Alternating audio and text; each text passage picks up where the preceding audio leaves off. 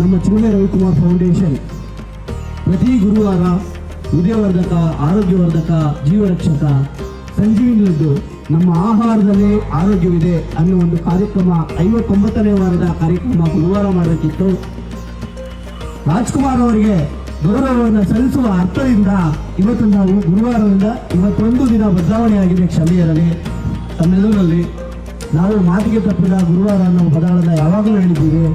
ರಾಜ್ಕುಮಾರ್ ಅವರ ಆದರ್ಶಗಳನ್ನು, ರಾಜ್ಕುಮಾರ್ ಅವರ ಹುಟ್ಟುಹಬ್ಬವನ್ನು ಆಚರಿಸುವ ಒಂದು ಸಲುವಾಗಿ ನಾವು ಇವತ್ತು ಶುಕ್ರವಾರದಂದು ಗಾಯತ್ರಿ ಉದ್ಯಾನವನದಲ್ಲಿ 59ನೇ ವಾರದ ಇದುವರೆಗೂ 85,000ಕ್ಕೂ ಹೆಚ್ಚು ಸಂಜೀವಿನಿ ಲಡ್ಡುಗಳನ್ನು ಉಚಿತವಾಗಿ ಮನೆ ಮನೆಗೆ ಸಂಜೀವಿನಿ ಲಡ್ಡು ಒಂದು ಕಾರ್ಯಕ್ರಮಗಳನ್ನು ಈಗ ಆಲ್ರೆಡಿ ಮಾಡ್ತಾ ಇದ್ದೀವಿ. ನಾವು ಈಗ ಆಲ್ರೆಡಿ 4-5 ಬಾರಿ ಎಲ್ಲ ಉದ್ಯಾನವನಗಳು, ಹೋಟೆಲ್ ಮುಂಭಾಗಗಳಲ್ಲಿ, ದೇವಸ್ಥಾನ ಮುಂಭಾಗಗಳಲ್ಲಿ ಪ್ರತಿ ಗುರುವಾರ ಲಡ್ಡುವನ್ನು 3-4 ಬಾರಿ ವಿತರಣೆ ಮಾಡಿದ್ದೀವಿ. ಹಾಗಾಗಿ ಮತ್ತೊಮ್ಮೆ ಅರ್ಥಗರ್ಭಿತವಾಗಿ ಆಚರಿಸಿದ ತಮ್ಮೆಲ್ಲರಿಗೂ ಹೃದಯಪೂರ್ವಕವಾದಂತಹ ಧನ್ಯವಾದಗಳು.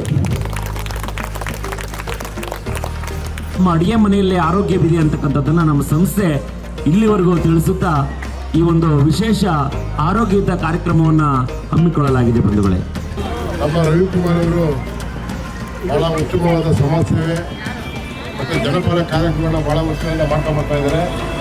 ಅವ್ರಿಗೂ ಒಳ್ಳೆಯದಾಗಲಿ. ನಮಗೂ ರಾಜ್ಕುಮಾರ್ ಅವರು ಭಾಳ ಹತ್ತಿರದ ಸಂಬಂಧ. ಡಾಕ್ಟರ್ ರಾಜ್ಕುಮಾರ್ ರಸ್ತೆ ಇಟ್ಟಿದ್ದು ನಾವೇ ಫಸ್ಟ್ ಟೈಮ್.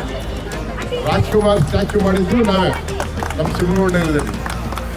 ಜೊತೆಗೆ ಅವರಿಗೆ ಬೆಂಗಳೂರು ನಗರದಲ್ಲಿ ರಾಜ್ಕುಮಾರ್ ಅವರಿಗೆ ಮುಖ್ಯಮಂತ್ರಿಗಳು ಅವಾಗ ವೀರಪ್ಪ ಮೊಯ್ಲಿಯವರು ಅವರಿಗೆ ಗೌರವ ಸಂಧಾನ ಮಾಡಿದ್ದು, ವಿಧಾನಸಭೆ ಮೆಟ್ಲು ಮಾಡಿದ್ದು ನಾವೇ. ಆಗ ಎಲ್ಲರೂ ನಾನು ಮಾಡೋದಕ್ಕಿಂತ ನಾನು ಏನಕ್ಕೆ ಮಾಡಿದೆ ಅಂದರೆ, ನೀವೆಲ್ಲ ಮಾಡ್ತಾ ಇರೋದು ನೋಡಿ ಸ್ಫೂರ್ತಿಯುತವಾಗಿ ಈ 2620 ಮೇಲೆ ಪುನೀತ್ ರಾಜ್ಕುಮಾರ್ ಅವರ ಮೂರ್ತಿಗಳು, ಅದು 5 ಇಂಚ್ ಮೂರ್ತಿಗಳು ಮನೆಯಲ್ಲಿ ಇಟ್ಕೊಳ್ಳೋವಂಗೆ ಮಾಡಿದ್ದೀವಿ.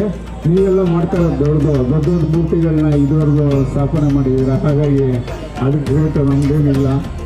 ಅದು ನಿಮ್ಮ ಒಂದು ಇಲ್ಲಿವರೆಗೂ ಕರೆಸಿರೋದಕ್ಕೆ ನಮಗೆ ತುಂಬ ಥ್ಯಾಂಕ್ಸ್ ಅಂತ. ರವಿಕುಮಾರ್ ಅವರು ಆಗಲೇ ಮಾತನಾಡಿದರೆ, ನಿಂದನ್ನು ಪಡೆದ ನಾನೇ ಪುನೀತ ರಾಜಕುಮಾರ್ ಅನ್ನುವಂಥ ಪುನೀತ ಮಗ ಹೇಳಿದ್ದಾರೆ.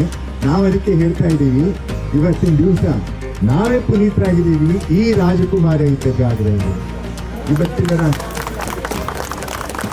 ಎಲ್ಲರ ಮನಸ್ಸಿನ ರಾಜಕುಮಾರ ನಾನು ಅಂತಂದು ಒಂದು ಕಡೆ ಹೇಳ್ತಾರೆ.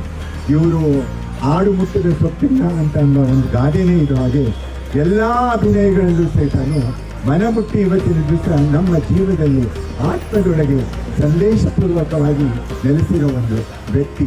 ಹೇಳಬೇಕು ಅಂತಲೇ ಇದು ಸಾಧಾರಣವಾದ ವ್ಯಕ್ತಿ ಆಗಿರಲಿಲ್ಲ ರಾಜಕುಮಾರ್ ಅವರು. ಇವತ್ತಿನ ದಿವಸ ಅವರ ಕುಟುಂಬ ಸಮಾಜ ಸೇವೆಯಲ್ಲಿ ತೊಡಗಿಸಿಕೊಂಡಿದ್ದಾರೆ.